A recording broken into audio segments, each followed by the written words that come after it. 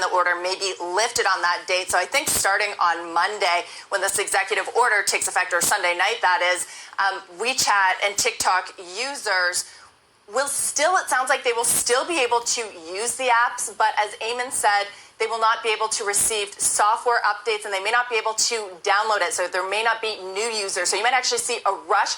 We've seen this in the past for different situations, but when an app, that users know that an app won't become available, they will all rush to download it. So we could actually see downloads spike between now and then.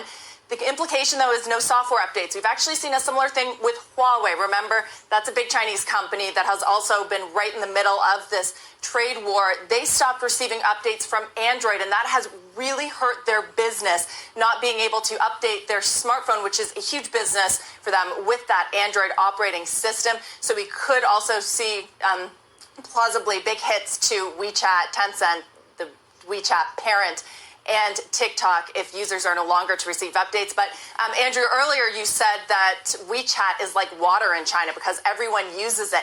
In fact, there's a group that asked a judge in the United States to delay this executive order, and they described it, some of them described it as if they were losing a limb because they are so reliant on it. Many Chinese Americans use it to communicate as their sole means of communication to family back in China. I mean, I even have someone on my WeChat. It's my only mode of communication with her, a family friend whose primary language is Chinese. There's also so many implications here for American businesses. You think about some of the biggest ones, the most successful ones in China, like Disney, McDonald's, Starbucks, Walmart. Their operations are so entrenched in the WeChat app. There's questions over, will their usage be stifled by this executive order? That would have major implications.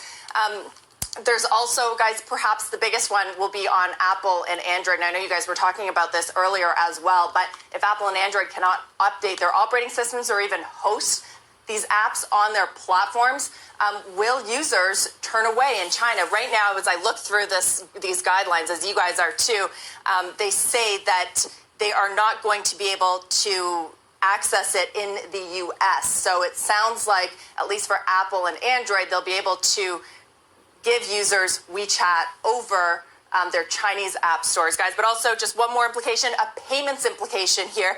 The guidelines say that any provision of services through the WeChat mobile application for the purpose of transferring funds or processing payments in the U.S. will be prohibited, and that is a big opportunity for Tencent's biggest competitor, Alibaba, which is not involved in this executive order. Remember, they run Alipay here, so this could be